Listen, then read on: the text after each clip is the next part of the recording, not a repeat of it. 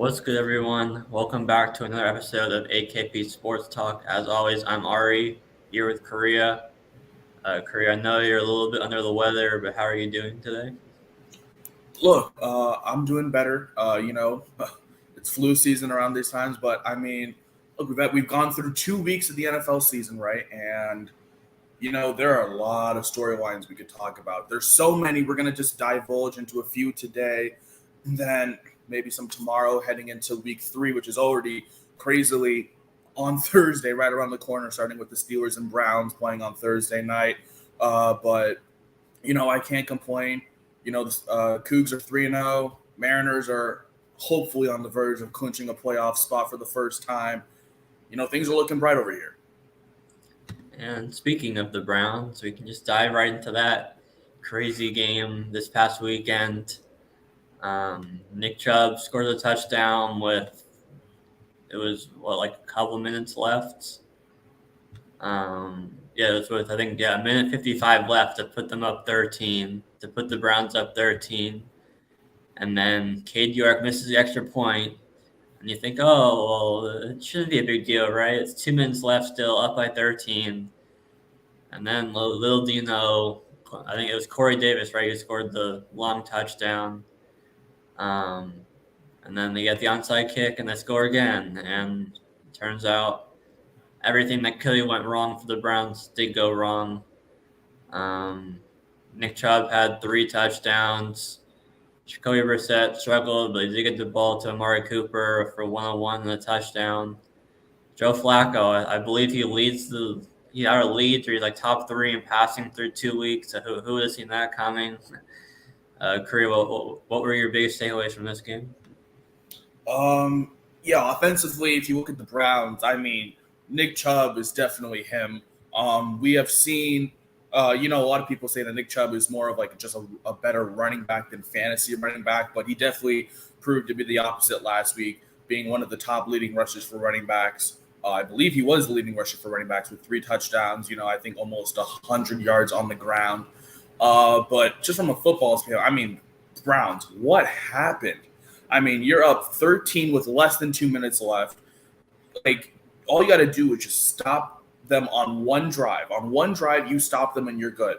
The first drive, like literally on even like the first play, a 66-yard bomb to Corey Davis. And then not only that, they still have to get the onside kick, and you let them get the onside kick, and you're like, okay, well, they still have to drive down the field and get a touchdown. And then you let them drive down the field and get it. Like, the things that were supposed to not happen for the Browns happened for the Browns.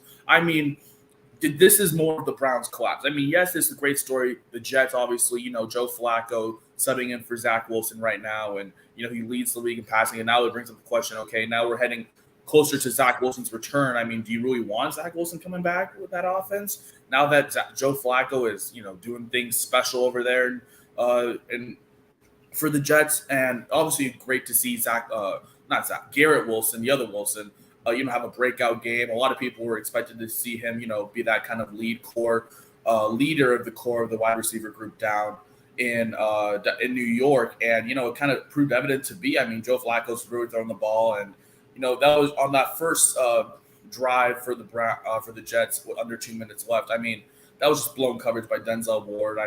It happens, but you're up 13. You don't think they're gonna even make that throw, and they make the throw, and that was just a bigger collapse. We can talk about all the other collapses that happened on Sunday, but that was one of the biggest collapses I've ever seen. I've never seen. It's just bad. And as someone who has the Browns defense, it was horrible. It was horrible to watch. I was sitting there. I was baffled. I was baffled. The Browns defense, obviously, has stars. Garrett, Clowney, Ward. It has stars in that defense, and it just collapsed. From a moral standpoint, obviously the Browns, definitely a horrible, horrible loss. But fantasy-wise, obviously, it was great to see, Garrett Wilson get his numbers up as well. We talked about Nick Chubb. You talked about Brissett, looking consistent at times. And, Amari Cooper finally saw, a little bit of an upgrade after week 1. But, now the Browns have a quick turnaround to week 3 heading. I think they host the Steelers. And, that's, I mean, after this week, I mean, is that even a guarantee anymore? If you can blow lead to the Jets, I mean, you can easily blow lead to the Steelers team. So who's a division rival? So definitely a horrible, horrible loss for this Browns team. Really, really just put the momentum in the other way after that battle they had week 1 against Carolina, just to come out in their home opener and just embarrass themselves. It's horrible, and it's a horrible way to carry momentum. So if I'm a Browns fan, I'd be concerned for the Steelers game. But fantasy wise, I definitely also stay away from the Browns defense. You can't trust it after this.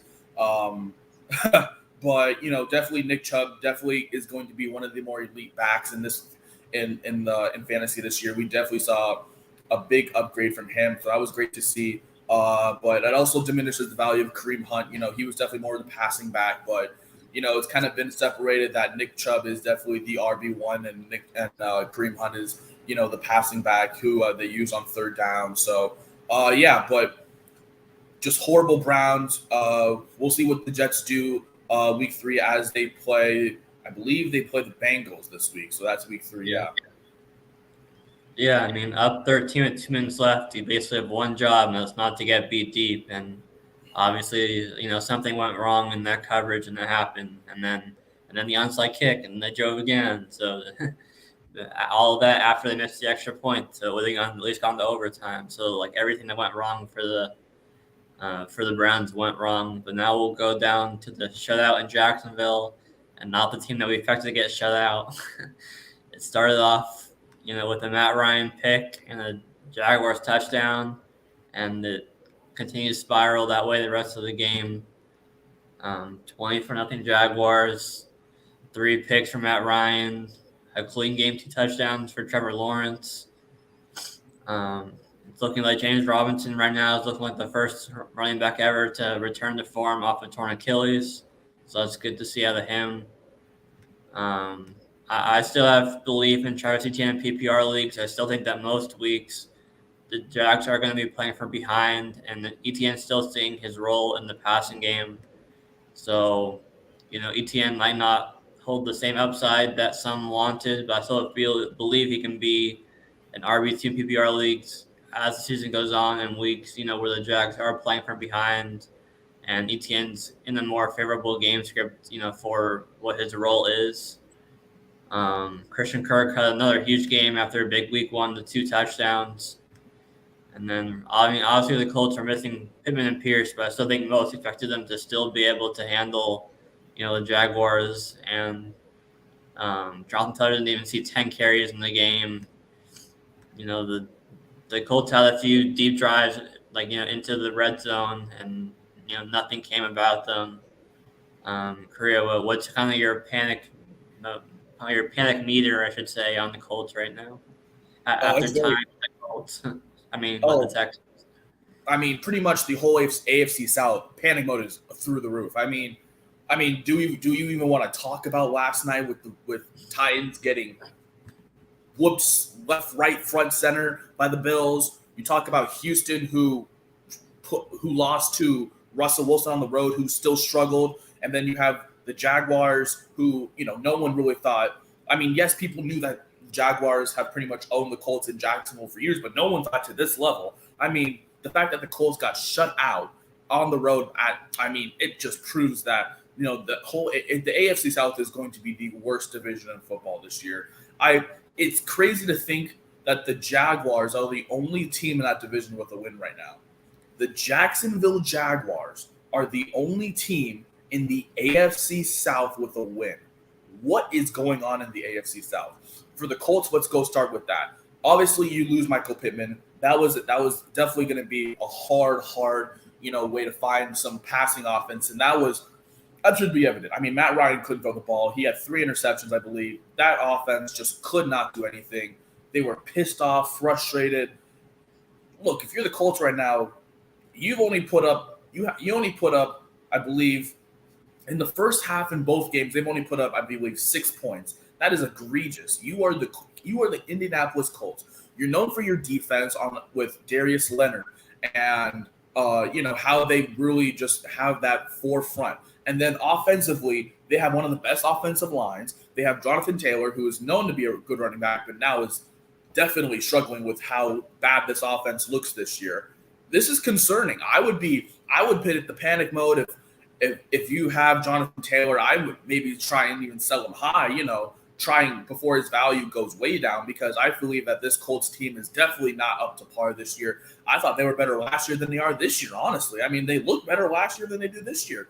It's just really disappointing to see from the Colts. I mean, yes, Michael Pittman was out this week, but still, it just looks like this offense does not know how to move down the field methodically. And they're like, oh, well, we always have Jonathan Taylor, but you can't always rely on JT the whole damn time. So it just looks like it's a bunch of, you don't really know what you're going to get with the Colts, and it's just looking like this offense is falling apart at the seams. And then you go defensively, and you have first it was Davis Mills, and then it was Trevor Lawrence, and now Indianapolis has to play Patrick Mahomes, one of the best offenses in the league. This team is not good. This team's not good. This team, they had so many high hopes. The Colts had high hopes, obviously losing Carson Wentz in trade, and then you bring in Matt Ryan, who's aged and, who's probably on his last limbs. The Colts have been trying to rotate quarterbacks trying to find the next Andrew Luck, and they've had no luck, no pun intended with that. So I'm hitting the panic. I'm hitting all panic buttons if I'm a Colts fan and Colts in fantasy. I mean, yes, Michael Pittman had a great week one, but still, I'm hitting the panic button if I have Jonathan Taylor right now, because the offensive line doesn't seem like it's doing its job as it was last year. But for the Jags, obviously this is a great one. I feel the Jags have definitely been a big sleeper this year. Not really many teams have given them the respect, and I feel like they got a lot of respect. Shutting out Jonathan Taylor, not even holding him to over 60 yards of rushing on offense. That's really, really amazing to see from the Jaguars defense that really has struggled in years, and now has seemed to be the forefront of how they win games now. I was obviously losing week one to the Commanders, but now bouncing back in week two. And then you mentioned the offense. James Robinson, I mean, he looks like he is the RB1. And, obviously Travis Etienne gets his role in the passing game and also in the run game. But James Robinson looks like he is the lead back for that Jaguars team. And he looks even better than last year coming off that injury that he had. And you mentioned it. It's really rare to see him come back so in full form, produce as he's doing right now. But he's right now a top 5 running back in fantasy. He's producing at a level that we haven't really expected for James Robinson. So you have that. You have Christian Kirk getting, people were questioning why are you paying Christian Kirk all this money? Well, I found out the Jags found out why. I mean, he had a great week as well. So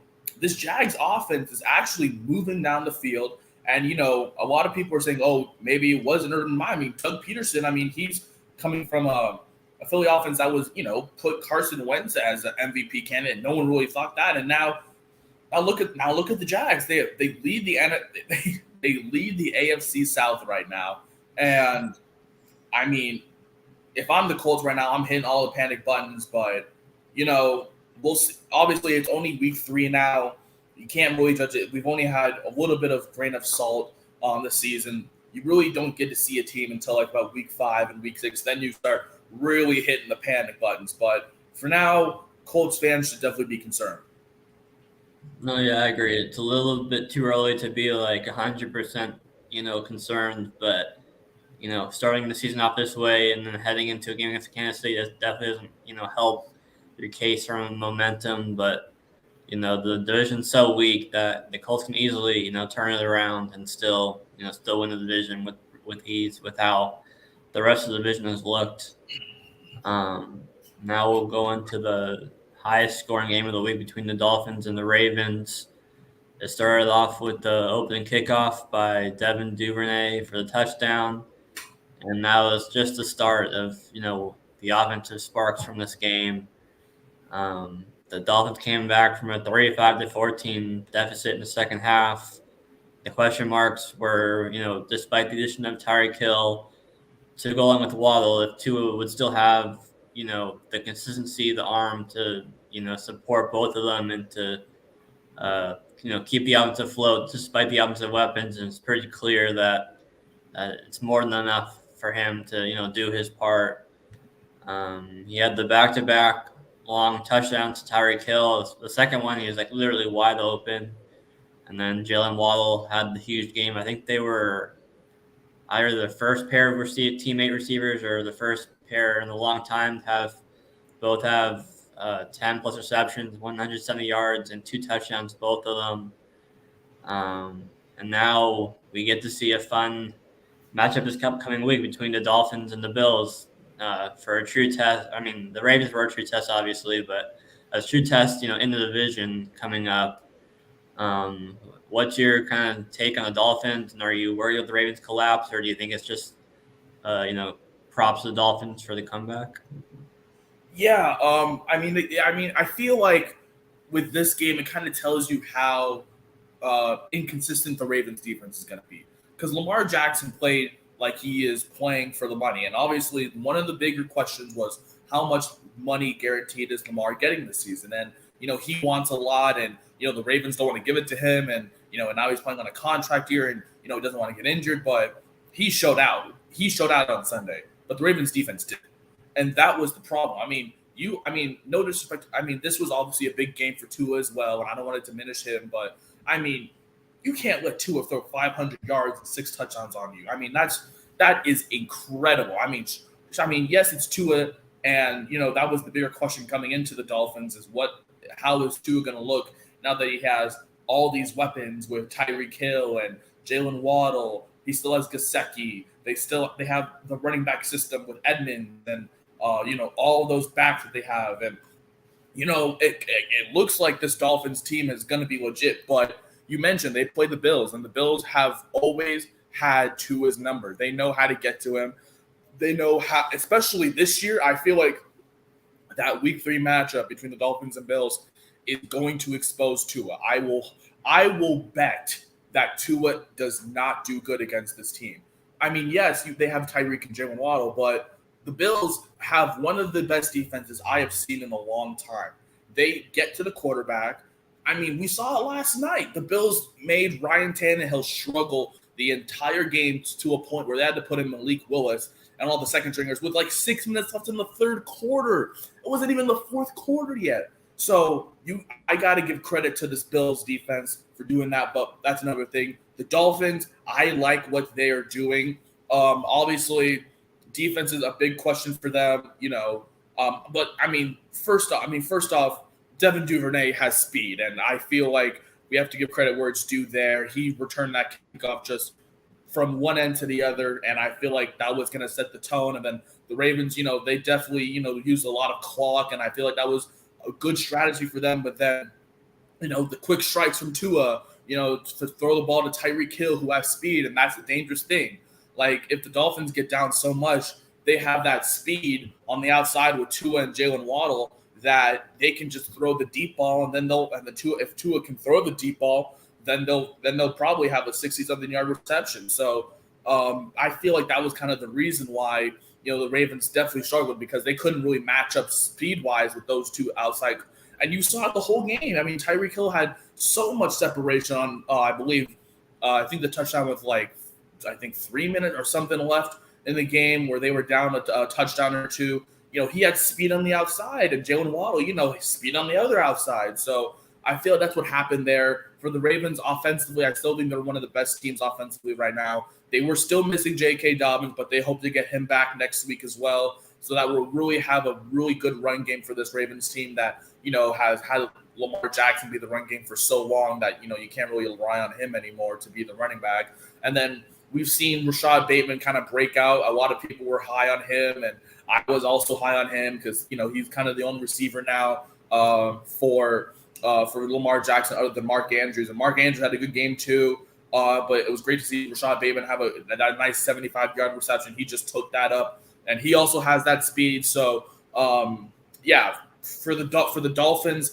I think this is just, this is them showing that they can definitely compete with the best teams in the AFC because of the fact that they have that speed on the offensive side of the ball. But defensively, there's still some questions for the Dolphins if they can really match up, because the Dolphins bowl game is really going to be the real test for both teams, honestly. For the Bills, they haven't really played. Yes, they played the Rams, but the Rams look different this year. and then they play Tennessee, and Tennessee looks different this year. And then the Dolphins, obviously, they have 2 wins under their belt against a bad Patriots offense, and then this electric Sunday afternoon game. So and then for the Ravens, they definitely need to address their defense a lot more, allowing Tua to throw 6 touchdowns. They just got beat in the secondary. That's pretty much it. They just got beat because Tyreek Hill and Jalen Waddle have that speed. So that was definitely kind of the key reason as to why the Ravens kind of lost that game. But, we can't discredit Tua's performance. But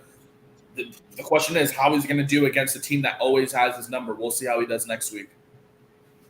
Yeah, I mean, I still think most people are going to, take the Bills or the Dolphins. But it definitely seems like the Dolphins are going to be well in wild card conversation this year, in a tough conference as well. So it definitely won't be easy, but maybe some teams in the AFC aren't as good as we thought, or maybe it's just 2 weeks and they still have to turn it around. So speaking of another disappointing AFC team, we'll go to the Bengals Cowboys. I think the Bengals are like a 7.5 point favorite in this game, going up against Cooper Rush and the Cowboys. And Burrow has been, with the offseason, quote-unquote, upgrades the offensive line. Burrow's been sacked, I believe it's 13 times now in 2 games. The Bengals made the late comeback to tie it when their offense was pretty much dead the rest of the game. And then the Cowboys have the last second drive to win it as time expired. Cooper Rush, we talked last week, I believe, about how, Cooper Rush in the 1 start last year, they beat the Vikings in that game. So he's proven to be at least somewhat, viable. And, he was able to move the ball, just fine this game. Only threw 1 touchdown, but still 235 yards is still, respectable, at the very least. But yeah, the Bengals, they got T. Higgins back, so they are, pretty much fully healthy with Mixon, Higgins, and Chase, and Boyd. But, it's just the lack of protection that's really been hurting the Bengals through 2 games. Korea, do you think that the defending Super Bowl runner-ups, there's still time to turn it around? What's kind of your concern level with them right now? My concern level is kind of high with them. You talk about the Bengals, and they had that incredible season last year. They had that Super Bowl run. They beat the Raiders at home in the divisional and the wild card. They go to Tennessee and win. They go to Kansas City and win. And then, the question was, okay, if this team has an offensive line, they will be a division winner. They bring in Lyle Collins. They bring in some offensive line help, right, throughout the draft as well. And it looks like this offensive line got so much worse. You mentioned 13 sacks in 2 games. That offensive line is allowing almost 7 sacks per game, which is horrible for an offensive line. So that is the key reason why this offense can't move. It's crazy to think that the Bengals offensive line, statistically got better in the offseason, but now it looks like they took a step backwards. So that's pretty much the one thing I have to say about the Bengals. It's just the offensive line.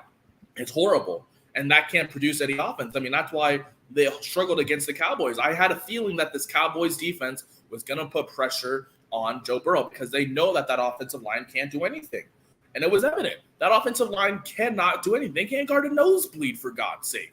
And now the Bengals, they're in this position. They're 0-2 right now.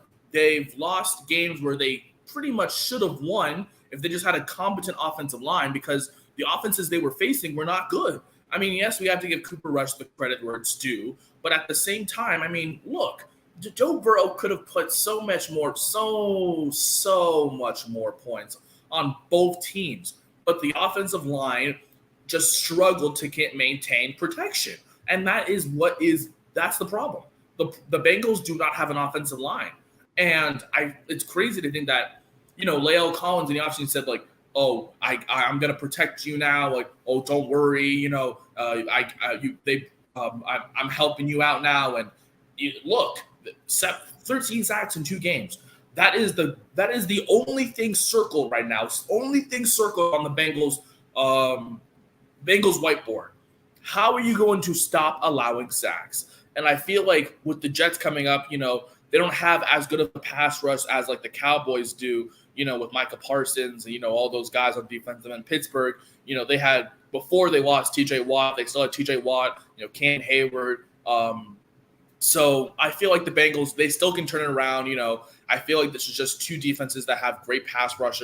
And I feel like, we'll see how the Jets do. But, it's definitely concern for a team that really tried to improve on the offensive line last season, already allowing about 7 sacks a game. It's really, really concerning for Bengals fans. And for the Cowboys, obviously that was kind of the only reason they were kind of in this game. Just the pass rush was keeping them in this game, really keeping the offense off the field.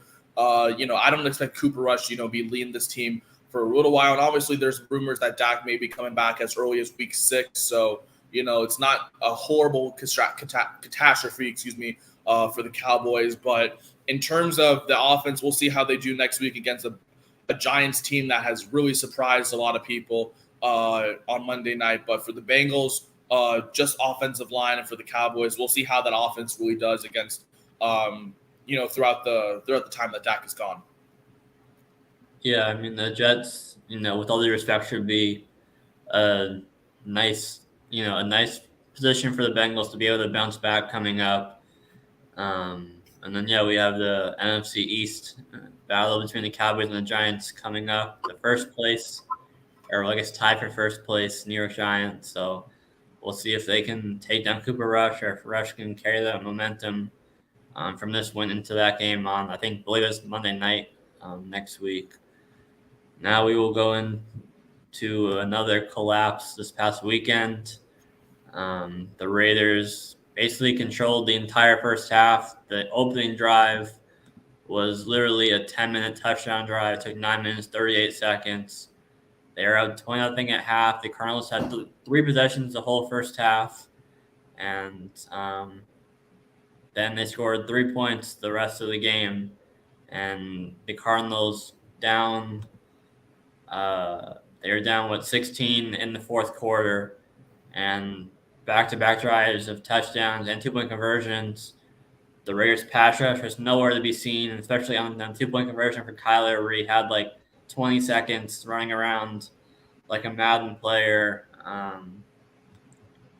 So now this is back-to-back, disappointing losses for the Raiders after, coming up just short against the Chargers in week 1, and then looking like they were going to be able to get back to 500 this week, or this past week, and they blow the lead. And obviously, in that AFC West division, every win counts with how, tough the division is, or I guess how tough we thought it was. Maybe it's not quite as good as some thought it was, but what's your take on the Raiders? And are you buying the Cardinals, or do you think that this is more about the Raiders collapsing than the Cardinals, coming back?